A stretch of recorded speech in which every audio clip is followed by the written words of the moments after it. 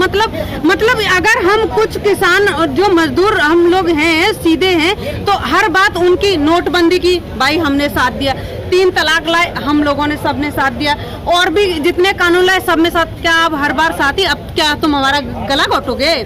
गले घोटने पर तो नौबत आ ही गई है। आप ऐसे कानून लेके आए हो जो हमारे बच्चों के आने वाली नस्ल का सवाल है, तो अब ये नहीं होने वाला, क्योंकि अब हमारी आ चुकी है नस्ल पर बात। फसल की तो बात की बात है, अब ये है नस्ल की बात। तो अब इसमें कॉम्प्रोमाइज नहीं होगा, इसमें कोई कॉम्प्रोमाइज नहीं होगा। जब तक 3 किसी कानून नहीं वापस होंगे तब तक हम लोग वापस होने वाले नहीं। ठीक है।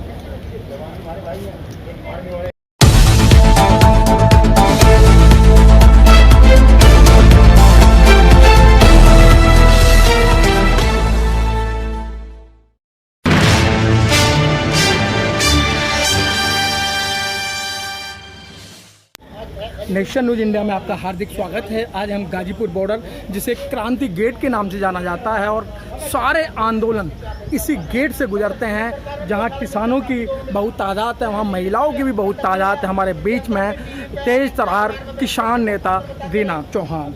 रीना जी, आज 7 महीने लगातार हो गए हैं और सरकार पे आपकी बातों का कोई असर नहीं हो रहा, आपके आंदोलन का कोई असर नहीं हो रहा। 500 से ज़्यादा किसान शहीद हो चुके हैं। भाई ये गलत बोल रहे हैं कि सरकार पर असर नहीं हो रहा है। असर तो पहली बार से ही हो रहा है, पहले दिन से असर हो रहा है। सरकार पर पहले दिन से असर अगर असर नहीं होता क्या बंगाल में हम हरा पाते? नहीं। और अब इस बार यूपी की बारी है, क्योंकि संसद का रास्ता यूपी होके गुजरता है। बोलने वाले बोलते हैं कि बिहार से राजनीति शुरू होती है, मगर रास्ता यूपी बनाती है संसद का जाना। और इस बार बंगाल जैसे हराया, उस बार यूपी से हराएंगे। रीना जी, आप बंगाल की कंपेयर ये उत्तर प्रदेश से कर रहे हैं? बंगाल के अंदर पढ़े लिखे लोग ज़्यादा हैं, उत्तर प्रदेश के अंदर लोगों को अपना अच्छा बुरा नहीं जानते, ना वोट डालना जानते हैं। वोट कैसे डाला जाएगा? भाई गलत फहमी है कि वोट डालना और क्या कहता पढ़े लिखे नहीं है। क्या बात करो, एक से एक ले लो। आप आंदोलन की बात कर लो, जिस जगह आप खड़े हैं वो यूपी से हैं, सारे लोग यूपी से। क्या आपको बिल्कुल पढ़े लिखे नहीं दिखाई देते या अनपढ़ गवार दिखाई देते हैं? किसान सबसे पढ़ा लिखा होता है, ध्यान रखना इस चीज़ का। और मोदी जी इस भ्रम में घूम रहे हैं कि ये किसान है, पढ़े लिखे नहीं है। उनकी सोच गलत है। इस बार ये मत आप तौलिए कि क्या कहता है, यूपी से जो नेतृत्व करने वाले नेता हैं वो हमारे बापू राकेश टिकैत जी हैं। वही नेतृत्व कर रहे हैं गाजीपुर का भी और वहाँ का भी, हरियाणा का भी। जो भी अभी आपने क्यों नहीं जब हमारे गाजीपुर बॉर्डर पे आई थी पुलिस, तब क्यों नहीं गिरफ्तार और दिए? और अभी जो जेल की बात करते हैं, डंडों की बात करते हैं, तो हमारे राकेश टिकैत तो वहाँ पर बैठे थे, क्यों नहीं गिरफ्तार कर लिया? हमारे किसान तो सारे अरेस्ट होने के लिए तैयार थे। ये सरकार की नाकामियां गिना रही है और कुछ भी नहीं है। रीना जी, जिस तरीके से आप अच्छी बात कर रहे हैं, रीना जी, इस समय कोरोना टाइम में स्कूल बंद हैं। एक नेहरू बालिका विद्यालय जो उत्तर प्रदेश के अंदर है, और वो हर एक डिस्ट्रिक्ट के अंदर होता है, लेकिन वहाँ बच्चे नहीं जा रहे हैं, ना खाना बच्चों को मिल रहा है। फिर भी उनके अकाउंट में से, बच्चों के अकाउंट में से लाखों रुपए निकाले जा रहे हैं, जिसमें डीएम इन्वॉल्व हैं, वहाँ के विधायक इन्वॉल्व हैं। पूरे उत्तर प्रदेश का करोड़ों रुपया निकाल लिया गया। वो कहाँ जा रहा है? वो मोदी सरकार को जो भी देखिए, हमारी जो देखिए, कोरोना क्या सिर्फ स्कूलों में ही घुसता है क्या? संसद में नहीं घुसता नहीं होता, सिर्फ स्कूलों में ही कोरोना होता है। और जहाँ पर 2 लोग किसान जुड़ते हैं वहीं पर कोरोना है। ये तो इनकी चालाकी है। और देखिए इनके बच्चों के, देखिए जो किसान है और जो मजदूर है कहाँ से लाएगा पैसे? ये सरकार निचोड़ने का काम कर रही है लोगों को। एक तो स्कूल बंद, बिल्कुल स्कूल की फीस माफ नहीं, जो प्राइवेट स्कूल है एक भी पैसा माफ नहीं कर रही है सरकार। और वो भी कोर्ट के आदेश करवा दिए हैं कि कोई पैसा माफ नहीं होगा, और बेशक आप धीरे धीरे दे सकते हैं, मगर पैसा कोई माफ नहीं होगा।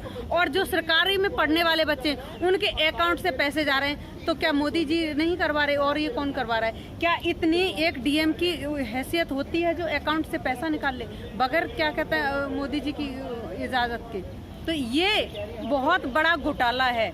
और देखिए पेट्रोल देख लीजिए, पेट्रोल देख लीजिए और डीजल देख लीजिए।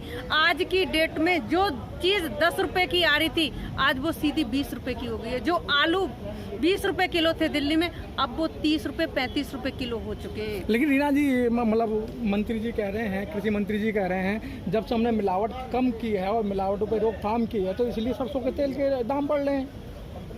अच्छा, मिलावट मतलब पहले मिलावट करते थे ये लोग, पहले ये मोदी सरकार इसका मतलब मिलावट करती थी।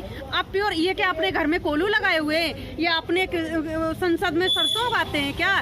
ये देता तो किसान ही है, कहाँ से लेके आते हैं? ये तो इनकी झूठी सरकार है, ये नाकामियां छुपाने के लिए बोल रही है, ये नाकामियां छुपाने के लिए बोल रहे हैं। पेट्रोल पंप पे जब हम आप जैसे युवाओं से बात करते हैं तो वो ये कहते हैं कि अगर पेट्रोल के दाम अगर बढ़ रहे हैं, राष्ट्रीय हित में बढ़ रहे हैं, तो कोई परेशानी नहीं है, सरकार को चलना चाहिए।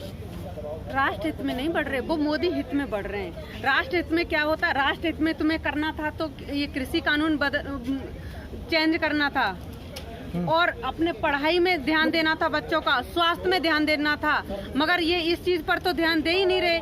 ये तो सिर्फ पेट्रोल सीधा पैसा किसके हाथ जाता है? केंद्र सरकार और राज्य सरकार के। तो ये किसके हाथ में? ये केंद्र सरकार के और राज्य सरकार के हाथ में। तो पेट्रोल का, डीजल का पैसा बढ़ने के बाद शायद आपकी आमदनी में भी आमदनी तो रही नहीं और दुगने खर्चे हो चुके हैं। तो इंसान बहुत ही ये बीजेपी सरकार में बहुत दुखी हो चुका है। रीना जी, पहले एक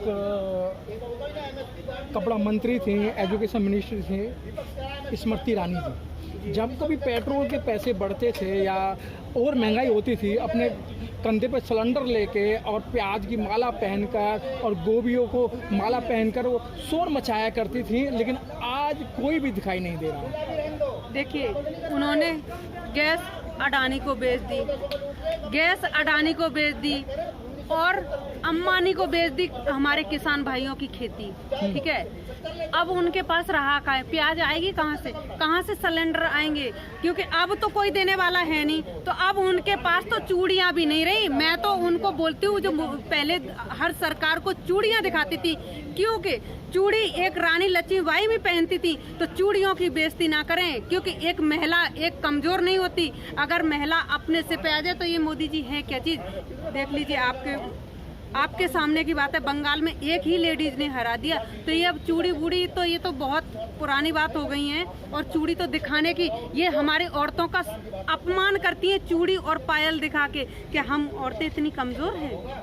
तो आप नहीं देखने के विकास हो रहा, बार बार विकास की गंगा बहाई जा रही है, और मोदी जी बार बार कह रहे हैं कि भी देश के अंदर विकास हो रहा है। हाँ, बिल्कुल सही बोल रहे हो आप, विकास की गंगा, बहुत विकास की गंगा। वो गंगा साक्षी हैं, विकास की गंगा नहीं, वो मौत की गंगा है। आपने यूपी से बिहार तक देखी होगी, वो विकास की गंगा नहीं, वो मौत की गंगा है।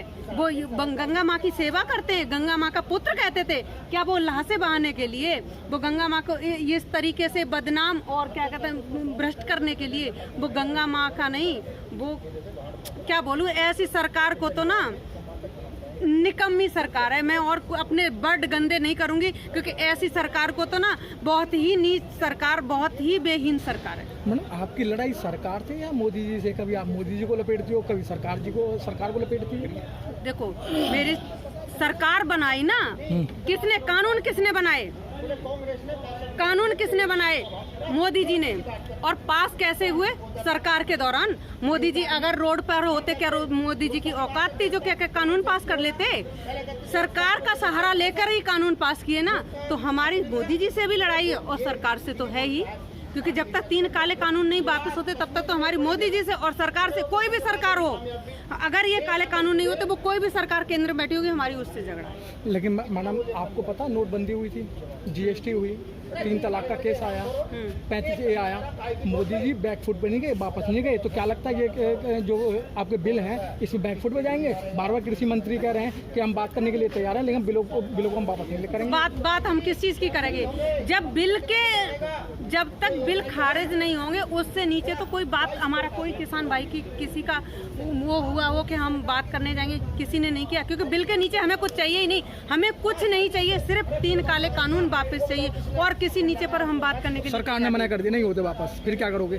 बैठे तो हैं, क्यों परेशान हो रही है सरकार के? क्यों दिमाग में दही जमी हुई है? अभी देख लेना, अभी 8-10 महीने के बाद देख लेना आप, 2022 में चुनाव है ना। 500 किसान शहीद हो चुके हैं, क्या आपको उन किसान शहीद परिवार का आपको रहम नहीं आ रहा है? शहीद तो हमारे भगत सिंह भी हुए थे, शहीद तो हमारे भगत सिंह हुए।